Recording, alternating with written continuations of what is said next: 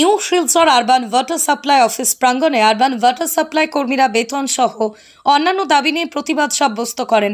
মঙ্গলবার Assam urban water supply sewerage board workers and employees অ্যাসোসিয়েশনের পক্ষ থেকে new Silchar urban water supply কর্মীরা প্রতিবাদ সাব্যস্ত করেন।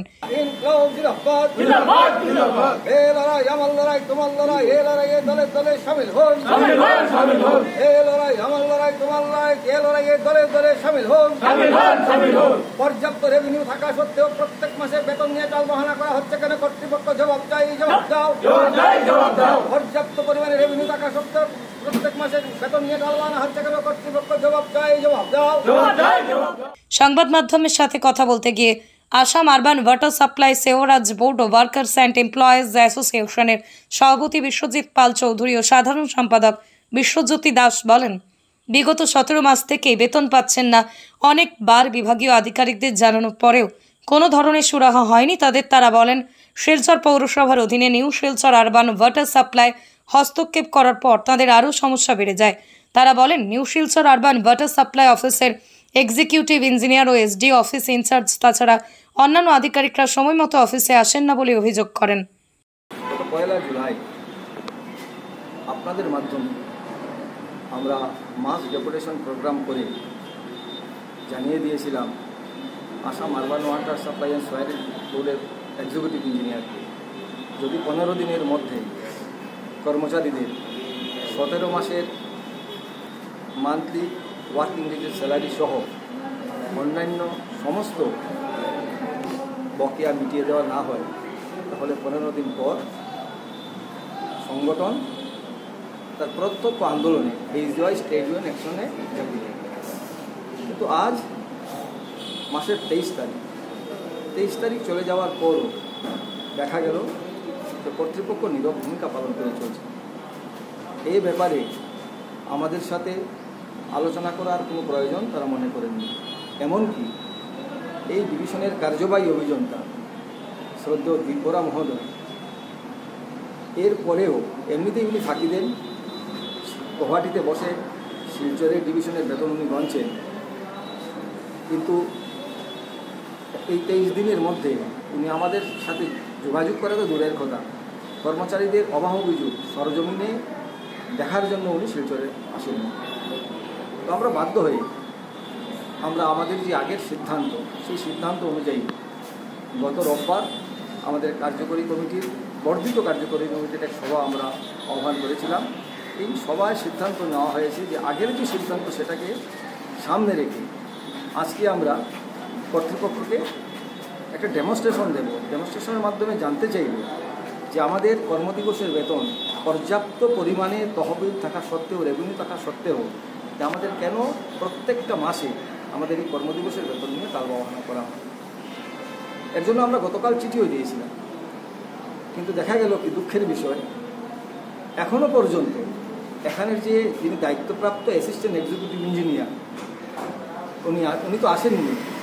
এবং এই যে প্রকল্পে Assam urban water supply sewerage বোর্ডের যে শিলচরে যে প্রকল্পটা আছে, এখানে যে 8-9 জন যে জুনিয়র ইঞ্জিনিয়ার এবং অ্যাসিস্ট্যান্ট ইঞ্জিনিয়ার যারা আছেন তারাও এখানে আসেননি।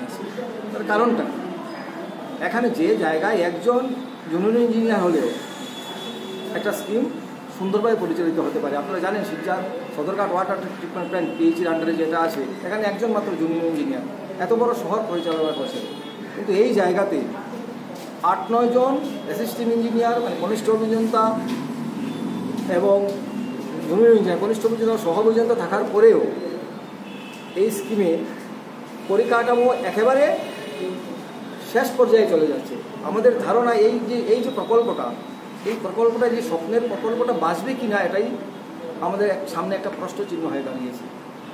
তো আমরা আজকের এই ডেমনস্ট্রেশনের মাধ্যমে জানিয়ে দিতে চাচ্ছি কর্তৃপক্ষকে যে আমাদের আলটিমেটাম আগেই দেওয়া ছিল।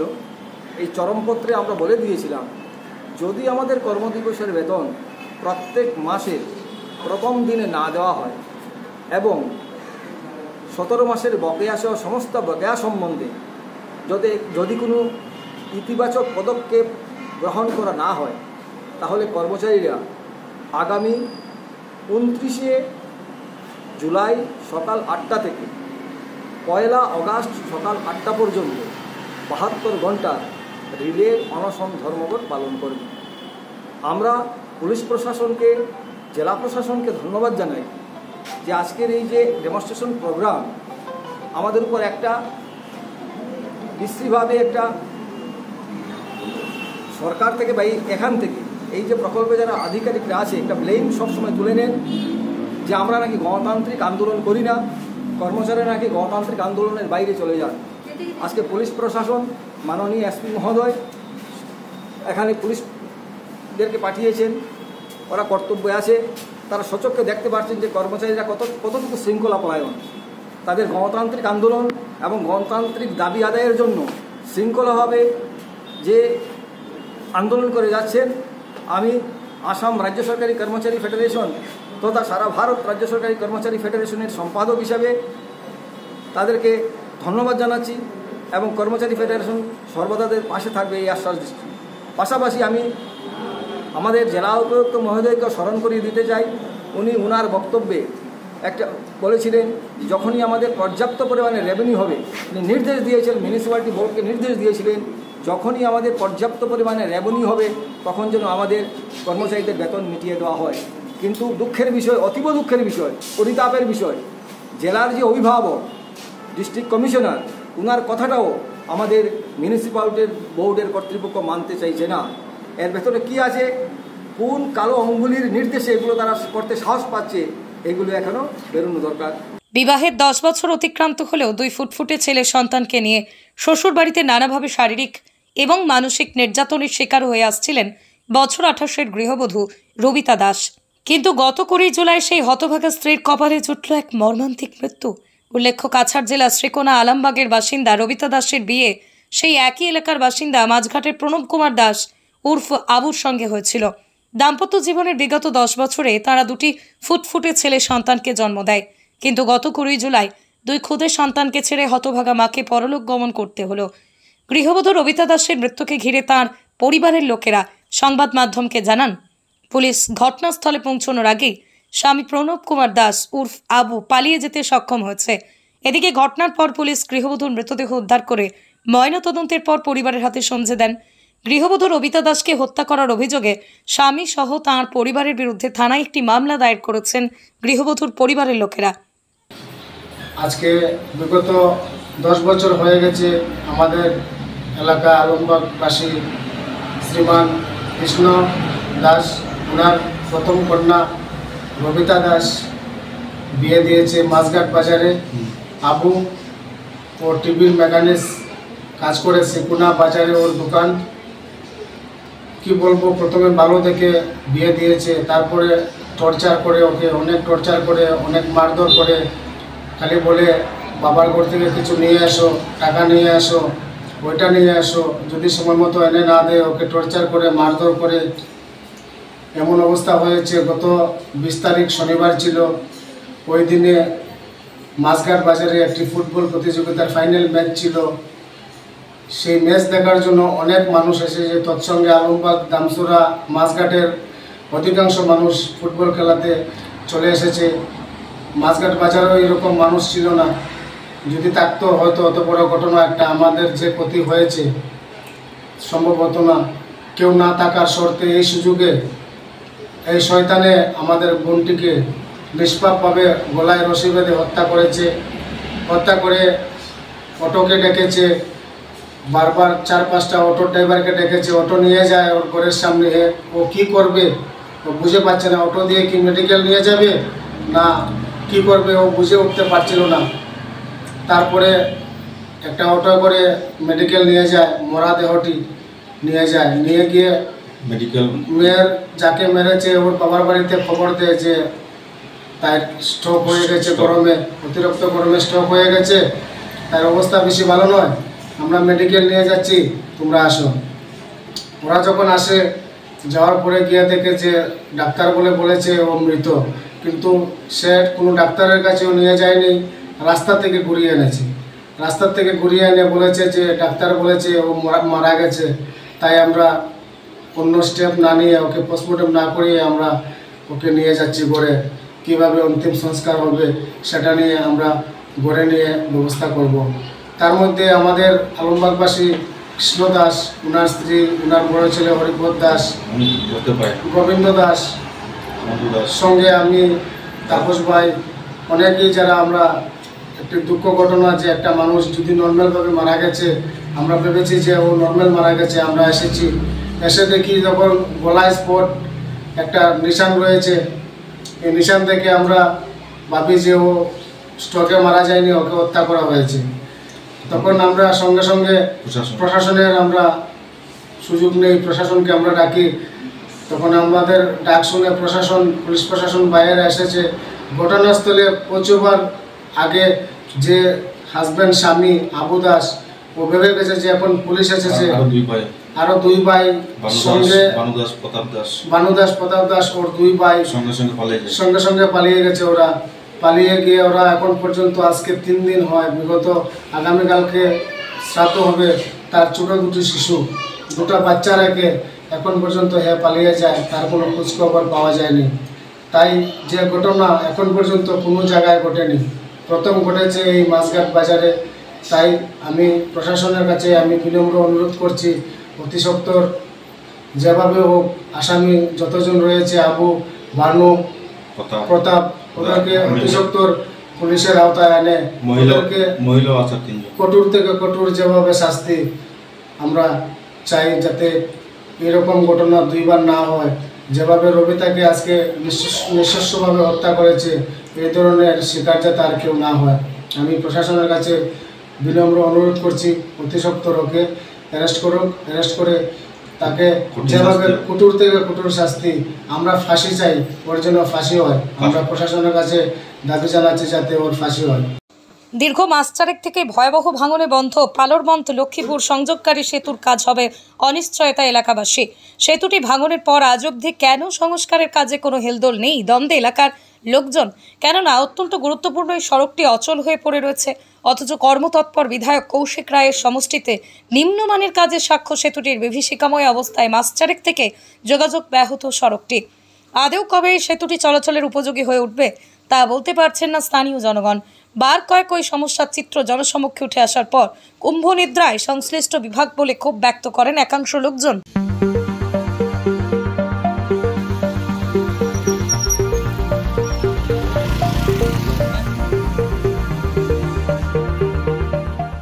সর্ষের মধ্যেই ভূত। সোমবার বিকেল আনুমানিক 4টে নাগাদ উত্তর ত্রিপুরা জেলার ধর্মনগর শহরের নয়াপাড়া গীতা ভবন সংলগ্ন এলাকায় 50 লক্ষাধিক টাকার ইয়াবা ট্যাবলেট সহ পাথারকান্দির যুবক আটক কাণ্ডে নয়া মোড় নিল।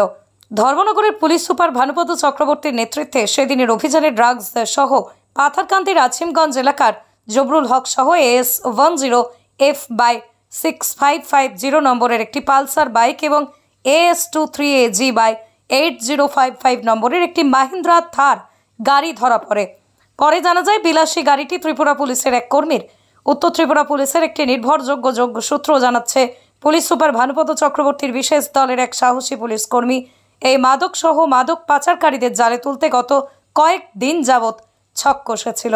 সোমবার সকালে ক্রেতা সেজে জবরুল হকের সাথে ফোনে আলাপ করেন ওই পুলিশ কর্মী। ফোনে সবকিছু আলাপের পর এদিন সকাল 11টার দিকে পানিসাগর ভালোবাসা এলাকার একটি ইটভাটার পাশে গিয়ে ইয়াবা ট্যাবলেটগুলো দেখে আসেন তিনি। জায়গাটা হলো নয়াপাড়া গীতা ভবনের পাশে ধর্মনগর।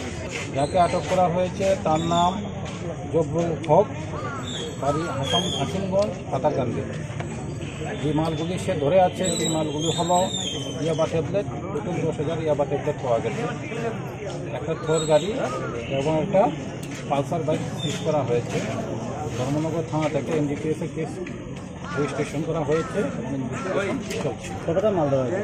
10,000 ইয়াবা ট্যাবলেট। কালো বাজার মূল্য কত? কালো বাজার মূল্য প্রায় 50 লক্ষ টাকা। কি এটা ছিল নাকি একজন পালিয়ে যায় এবং গাড়ি দুটো। বিয়ের 2 বছরের মাথায় স্বামী স্ত্রী গভীর প্রেমের সম্পর্কে বিবাহ বন্ধনে আবদ্ধ। স্বামী হিন্দু, স্ত্রী মুসলিম। স্ত্রীর রহস্যজনক মৃত্যু, আর তাই নিয়ে গোটা এলাকায় উত্তেজনার পরিবেশ। ঘটনার বিবরণে জানা যায়, দীর্ঘদিনের প্রেমের সম্পর্ক, নিজেকে মুসলিম পরিচয় দিয়ে বিবাহ বন্ধনে আবদ্ধ হয় বড়খোলা সমষ্টির চাঁদপুর প্রথম খণ্ডের অরূপ দাস। স্ত্রীর মৃতদেহ অন্তিম সংস্কার নিয়ে উত্তেজনা বড়খোলা সমষ্টির চাঁদপুর প্রথম খণ্ডে। চাঁদপুর প্রথম খণ্ডের বাসিন্দা শশাঙ্ক শেখর দাসের পুত্র অরিপ শেখর দাস লক্ষ্মীপুর থানা এলাকার বাঁশকান্দি উজান তারাপুরের বাসিন্দা। শবনমের সাথে গভীর প্রেমের সম্পর্ক গড়ে ওঠে। এরপরই নিজেকে মুসলিম পরিচয় দিয়ে শবনমকে নিয়ে পালিয়ে যায়। দীর্ঘদিন আগে অরূপ দাস গৃহরক্ষী বাহিনীতে কর্মরত ছিল, আর সেই সুযোগ হাতে নিয়ে শবনমকে নিয়ে পালিয়ে যেতে সক্ষম হয়। এদিকে গত 3 দিন আগে শবনমের মৃত্যু হয় শিলচর মেডিকেল কলেজ হাসপাতালে। এরপরই মৃতদেহ নিয়ে 5 গ্রাম শ্মশান ঘাটে নিয়ে গেলে শ্মশান ঘাটের কমিটির সদস্যরা নথিপত্র দেখতে গেলে অরূপ দাস সম্পূর্ণ ঘটনাটি ধামাচাপা দিতে থাকে। পরবর্তীতে শবনমের মৃতদেহ বদরপুর গ্যামন সেতুর সন্নিকটে শ্মশান ঘাটে রেখে পলাতক হয় অভিযুক্ত স্বামী অরূপ দাস। যে একটা মুসলমান মেয়ে আনিয়া আর ওকে মেয়েটা মারি লিছে, তো ওগুলা তুমি যাই মিডিয়া কম্প্রোমাইজ করে দিলাও জিওর লগে কিতা ওগুর বাই চাচা এগো পুলিশও আছে রিটায়ার্ড বুঝে সুকান্ত না কিতা নাম কইছে। ও আমি বললাম কীরকম রে মুসলমান মেয়ে এগুলো হিন্দু বানাইলো করি এগুলো তো নিশ্চয় লাগবো, এগুলো কীরকম কম্প্রোমাইজ হইব। তখন আমি নমাজ পড়ি আইসি, ওখানে আর বহুত মানুষ আসলো, বিডিবির সেক্রেটারিও আসলো রেহানুদ্দিন। তখন খুকনটে পাইছি কিনারও বসাত। কোন টাইম জিজ্ঞাসা করছি কেউ খেয়ে বলে আমার ছেলের বউ বলে এখান থেকে বিয়া করছে বলে বাসখান্তি থেকে বলে হিন্দু না মুসলমান বলে মুসলমান বলে তো এগুলো তুই হিন্দু বানাইলি এগুলো ফার্স্ট কাম জ্বালানি লইয়া গেলে কি হ্যাঁ কইছে মেডিকেল মরছে। আমি বললাম মেডিকেল মরছে এগুলো বাড়িতে লইয়া গিয়ে ফার্স্ট কাম যাস বলে না হবার থেকে লইয়া গেছিলাম গিয়া বলে তো এগুলো তুই মুসলমান বানাইছ এগুলোর প্রমাণ কিতা তোর কাছে কোনো কাগজ আছে বলে না আমার কাছে শাখা সিন্দুর আছে। আমরা শাখা সিন্দুরে মুসলমান হয়ে যায়নি, তোর কিতা রেকর্ড আছে রেকর্ড দেখা। ও কইলা কইছে রেকর্ড আছে, এর বাদে কইছে নাই। ও তো তখন আমি তারে কইয়া গেছি এগুলো তুমি জ্বালাইতে পারতে না এগুলো তুইয়া তাও পুলিশ আইব। তখন আমরা পুলিশও ইনফরমেশন করছি। সকালে হে চাইছে বাগিয়া যার গিয়া খুব সকালে তারা গ্রামের একজন মানুষে আমার ফোন করে কইছে দাদা এগুলো তো বাগিয়া যার গিয়ে ওদিকে আপনি ওগুলো তুবা আটখায়। ও আমরা আটকাইছি, আটকাইয়া হারলে তার বাড়ির মানুষে গ্রামের মানুষে গিয়ে তারে আনছে। আর মেয়েটা আজকে পরে আমরা ওটাও খবর পাইছি যে মেয়েটা এ পুলিশের দেশে অনেক ঘুরিছে আর পরিচয় দিছে তার নাম রাজু বড়বইয়া। রাজু বড়বইয়া কইয়া মেয়েগুলোকে প্রেমের সম্পর্ক হয়ে গেছে কি প্রেমের সম্পর্ক করিয়া হন লোকাল মানুষে বান্ধি লিস্টা তারে। তখন অন্তে কি মেম্বার আর বকুল দাস কইয়া একটা ছেলে আর ও ছেলের মা তারা আজকে সকালে আমার কাছে শিকার হয়েছে বহুত মানুষের সামনে ছুটাইয়া আনছইন তারে হনো এরা ছুটানি তো পরিচয় দিছইন মুসলমান হে। ও তো মেয়েটা মুসলমান জানিয়েও আইছে, আইয়া তো মেয়েটা বাদে বুঝ পাইছে যে আমি তো বেজুজি জায়গাতে আইছি বা মেয়ের পুরানা ফটো আর এখনকার ফটোও দেখা যার কীরকম। তখন হে আমারে বারবার কয় মেডিকেল মরছে। আমি বললাম মেডিকেল মরলে এগুলো ফার্স্ট কাম নেশনে বাড়িতে নস না খানি। আর মেডিকেল মরলে মেডিকেলের কাগজ তো যে সময় মানুষ রিলিজ হয় পেশেন্ট যে সময় রিলিজ হোক ডেড বডি হোক আর পেশেন্ট হোক এগুলো তো লগে লগে একটা কাগজ দিয়া দেয়। এই কাগজ কই তোর ও তা নাটক একটু চলে রিনো কিতা একটা ভিতরে আছে গোলমাল। আজ থেকে 6 দিন আগে নানি আমার মেয়ে ফোন করছে। ফোন করার পরে আমার মা আমি বেশ কষ্ট হয়ে বেটাকে আমার কষ্ট দিয়ে মারে নিশা খাইয়া। তো আমি বললাম বেটারে দেশ নাম কই তোরা মাইয়া দিয়ে জায়গাটার নাম লই। তো দিলে হে কি তাকে জোরে করে হাউকি মারিয়া তাইরে গলা দোবার হলে এ করছে। এবারে আমি স্বপ্ন করে ডাকিছি আর ফোন আর সুইচ অফ করে দিছি। আর এক ফোন দিয়ে ফোন করে না, খালি একটা করে। আগে বহুত আগে হয়েছিল আর 1 সপ্তাহ আগে একদিন মারিয়ে তার গলার মাঝে ডাকের তারপরে আর ফোন উঠাইছে তোর বেটার কাছে দে ছেলের কাছে দে আমি কোন জায়গা তোমরা তোরে দেখবার লাগে আইতাম আমি তোর মায়া লাগে মার কিন্তু বেমার না কিতা মাতিতে পারে না। তো হে কিতা করে কিতা হাউকি মারছে মারিয়ে তাই গলার মাঝে ধরছে নাকি তাই করে এর বাদে ফোন সুইচ অফ করেছে। কইছে মা হে মুসলিম কইয়া আমারে আনছে এখন কয় শাখা লাগা সিঁদুর লাগা হইয়া আমারে মারা দারা করে। তো ও হিন্দু হইতে সময় আমার শরম লাগিয়েছে আমার গাঁর মানুষরে আমি জানাইছিলাম। আমি চিন্তা পড়ে গেছি কিতা করতাম এখন থানাত কিলে যেতাম কিতা করতাম আমিও এই সময় বেমার। তো আমি কইছি আচ্ছা রাখ যাচ্ছে একটা লাইন করবো কইয়া ও লাও আসি। তো আমি সেই জায়গাটার নাম লই লিলে আমি তো কইয়া গিয়ে বার করিয়া লই আইম। জায়গার নাম তো কই না, একদিন কয় ডিমাপুর একদিন কয় মণিপুর ওলা খালি। মরার খবর কোন দিন পাইছে? মরার খবর কালকে রাত এসার তারা কইছে। করিমগঞ্জ জেলার নিলামবাজার এলাকার বেড়াজালে একটি হোন্ডাই ভেনুকার ও অটোর মুখোমুখি সংঘর্ষে শিশুসহ 6 জন প্রাণ হারিয়েছেন। প্রত্যক্ষদর্শী সূত্রে জানা যায় ঘটনাস্থলে শিশুসহ 4 জনের মৃত্যু হয় এবং বাকিদেরকে সংকটজনক অবস্থায় হাসপাতালে পাঠানো হয়। এদিকে দুর্ঘটনার পর উত্তেজিত জনতা সড়ক অবরোধ করেন। খবর পেয়ে ঘটনাস্থলে পৌঁছন করিমগঞ্জের জেলাশাসক মৃদুল কুমার যাদব। জেলাশাসক যাওয়ার পর অবশেষে অবরোধ মুক্ত হয়। নিহতরা হলেন জাহেদা বেগম বয়স 25, বেদানা বেগম বয়স 50, রুহুল আলম বয়স 30, গুলজার হোসেন বয়স 30, সাজিদুল হোসেন বয়স 18 মাস, হাসিনা বেগম বয়স 50, রুহুল আলম অটো চালক। হত ব্যবসায়ী গুলজার হোসেন সহ পুরো পরিবার ও শাশুড়ি। গুলজারের বাড়ি চানখিরার দক্ষিণ কচুবাড়ি, শাশুড়ি হাসিনা বেগমের বাড়ি পাথারকান্দির আসলকান্দির টুকুর গ্রামে। দুর্ঘটনায় গুরুতর আহত আরেক ব্যক্তি জাকির হোসেনকে অন্যত্র স্থানান্তর করা হয়েছে। দুটি গাড়ির সংঘর্ষ এতটাই ভয়ানক ছিল যে অটোটি সম্পূর্ণভাবে দুমড়ে মুচড়ে গিয়ে একটি খালে পড়ে। একইভাবে ভেনু ও গাড়ি খালি পড়েছে। স্থানীয়রা জানান যে ঘটনাস্থলেই 4 জনের মৃত্যু ঘটে, আরও 2 জন হাসপাতালে প্রাণ হারান।